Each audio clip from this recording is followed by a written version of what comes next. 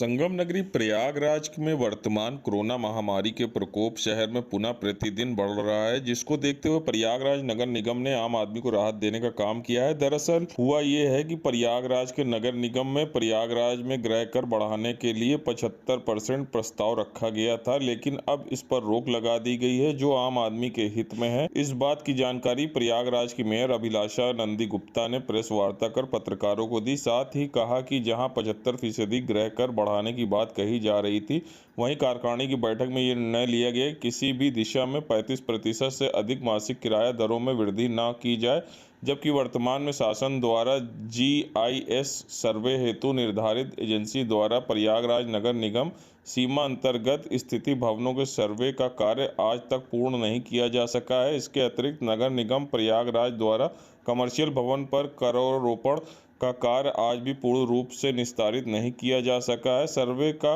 कार्य विस्तृत क्षेत्र सहित पूर्ण किया जाए, सभी भवनों को गृहकर के प्रतिनिधि में लाए जाए और गृहकर की वसूली की जाए। ये भी उल्लेख किया कि नियमों को जैसे लखनऊ, कानपुर, वाराणसी, आगरा, गाजियाबाद, बरेली तथा मुरादाबाद में भी गृह कर मासिक किराया दरों पर वृद्धि प्रस्ताव लाए गए थे, उन्हें कोरोना महामारी के दृष्टिगत स्वीकार नहीं किया गया। साल 2020-21 में भी कोरोना महामारी के कारण गृह कर की मासिक किराया दरों की वृद्धि को नगर निगम की जनता आर्थिक स्थिति को देखते हुए स्थगित कर दिया गया था। वर्तमान में भी कोरोना की बढ़ती रफ्तार को देखते हुए जनहित में मासिक किराया दरों की वृद्धि स्थगित की जाती है। बच्चों को किस तरह की इस महामारी में आपने जो है देखिए, जैसा कि प्रशासन का था कि 10 साल हो गए, अभी तक टैक्स में कोई मासिक दर में कोई बढ़ोतरी नहीं की गई है।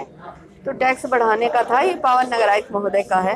नगर आयुक्त महोदय ने बढ़ाया था। हम लोगों ने पिछले साल इसको 75% तक किया था, लेकिन फिर उस समय भी कोरोना का महाकाल चल रहा था, महामारी चालू थी बहुत तेज़ी में, तो उसे हम लोगों ने कार्यकारिणी सदस्यों प्रशासन के साथ मिलकर उसको निरस्त कर दिया था 1 वर्ष के लिए।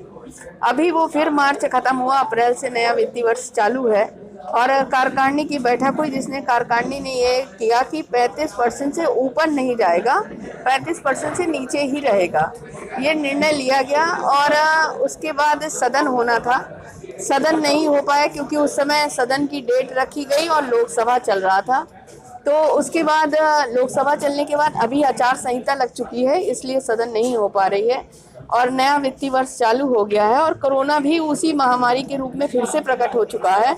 तो लोगों को बहुत दिक्कत हो रही है और नई गाइडलाइन जो आई है, जिसमें एक व्यक्ति पर 20 जगह मकान बंद कर दिए जाएंगे, उसमें सेमी कमर्शियल भी है, कमर्शियल भी है, सब बंद हो जाएंगे। तो लोगों को फिर से आर्थिक रूप से बड़ी क्षति होनी है।